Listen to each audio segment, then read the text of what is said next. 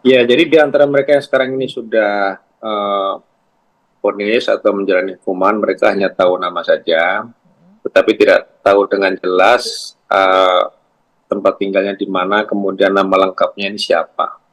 Sehingga mereka hanya memberikan ciri-ciri saja, dan itu mungkin perlu informasi-informasi tambahan terkait untuk pelacakan para pelaku ini, Pak. Jadi selama 8 tahun polisi kesulitan karena minimnya informasi itu saja? Ya, kita memang minimnya informasi itu aja, kira. Karena ini kalau sebagai masyarakat umum kan melihat ini Pak, ini ke 11 orang ini merupakan satu geng motor. Artinya geng motor itu kan pasti mereka punya bonding yang cukup kuat ya Pak ya, kenal satu sama lain.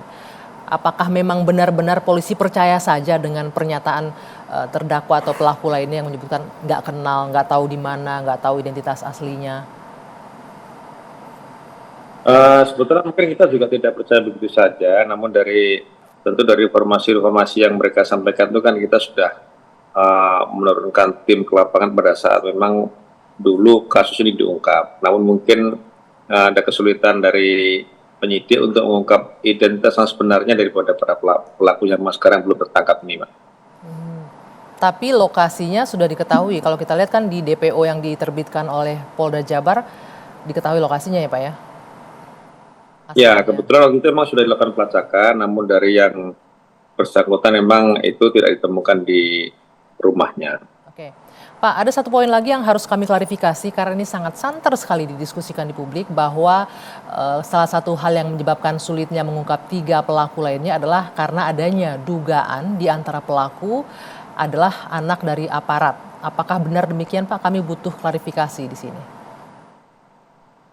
Sejauh ini kita belum menemukan, apalagi pelaku yang sudah tertangkap ini merupakan anak aparat ataupun ada hubungan dengan aparat. Yang tiga juga kami belum mendapat informasi terlalu jauh. Namun sebenarnya yang menjadi korban justru putra salah seorang anggota kami yang ada di Cirebon. Dan juga kami mendapatkan informasi di antara pelaku yang sudah sedang menjalani hukuman saat ini, bahkan mengaku dia tidak tahu menahu begitu. Benar nggak demikian Pak? Hanya diambil saja Ya, kemudian menurut dijadikan keterangan sebagai mereka, tersangka. iya, iya, memang dalam keterangan mereka seperti itu. Mereka tidak tahu menahu tentang kejadian itu. Itulah kami makanya sulitnya melacak keberadaan dari 3 orang yang sampai sekarang belum tertangkap. Oke, kemudian ini juga mau mengkonfirmasi sekali lagi tadi Mbak Marliana menyebutkan sempat ditahan oleh Intel untuk melanjutkan proses produksi film.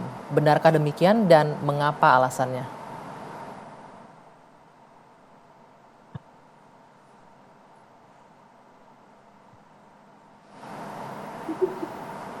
Pak Surawan? Ya, Belum. Ya. Oke, Pak Surawan. Tadi Mbak Marlena menyebutkan bahwa ketika proses produksi film ini sempat didatangi oleh Intel dari kepolisian menyebutkan agar tidak melanjutkan proses produksi film. ya, Boleh tahu nggak Pak, kenapa polisi ya. keberatan di produksinya film ini? Kami justru belum tahu terkait informasi masalah itu. Kalau memang dari pihak keluarga ada yang untuk meretak, baik nanti juga memberikan informasi kepada kami ataupun melaporkan kepada kami supaya kami bisa menelusuri dari pihak mana yang melarang produser maupun pihak keluarga untuk melakukan pembuatan film ini, Mbak. Mbak Marlena boleh disampaikan tadi dari pihak mana persisnya? Langsungnya. Saya persisnya kurang tahu ya. Heeh. Cuman dia menyebutkan bahwa mereka itu Intel. Mereka itu Intel? Iya, Nggak menyebutkan dari Polda mana atau Polres tidak. mana? Oke, hanya sampai informasi seperti itu aja Pak Surawan yang diterima dari Intel begitu Ya, menyebutkannya. ya. Ya mungkin nanti pihak keluarga bisa memberikan keterangan lebih lanjut terkait ciri-ciri mereka, kemudian kapan kejadian itu terjadi supaya kami bisa melakukan pelacakan terhadap orang-orang yang memang melakukan intimidasi ataupun pelarangan pada saat dilakukan pembuatan film ini, supaya kami juga bisa mengetahui dari pihak mana mereka, terus tujuan mereka untuk apa gitu. Nanti Oke. mohon dari pihak keluarga juga memberikan informasi lengkapnya pada kami supaya kami bisa menelusurinya nanti. Oke. Nah Pak Surawan, boleh nggak mungkin dielaborasi sedikit lagi? Dari ke-11 pelaku itu masing-masing pasal apa yang diterapkan ke para tersangka? Rata-rata mereka terkena pasal 340 junto 338. Jadi di antara 8 tersangka itu 7 diantaranya vonis seumur hidup, kemudian satu lagi vonis 8 tahun karena memang pada saat kejadian itu masih di bawah umur ya. Dan sekarang dia sudah keluar dari lembaga. Sementara untuk yang 3 lainnya ini? Untuk yang 3 ini mungkin nanti kita kenakan dengan pasal yang sama, tergantung nanti pada saat kita sudah mendapatkan ketiganya, nanti kita lihat dari hasil pemeriksaan mereka, keterlibatan mereka, apakah mereka memang sebagai yang menyuruh melakukan atau mereka pelaku atau turut serta, nanti kita lihat dari pemeriksaan ketiganya, Mbak. Oke, baik. Pak, ini kan 8 tahun berlalu, kenapa baru ramainya menerbitkan DPO ini sekarang Pak Surawan? Kenapa nggak sebelumnya juga diterbitkan DPO jauh-jauh? Itu sudah dulu.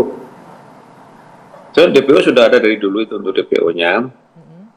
Memang dari pihak kepolisian tentu tidak semudah apa yang dibayangkan untuk menangkap seseorang. Jadi kita perlu upaya-upaya penyelidikan maupun penyidikan, kemudian juga informasi lengkap dari saksi maupun dari korban, kemudian juga dari keluarga korban. Namun dari beberapa video yang ada memang belum mengarah pada pelaku yang kita cari, Pak. Bukan berarti kita diam selama ini.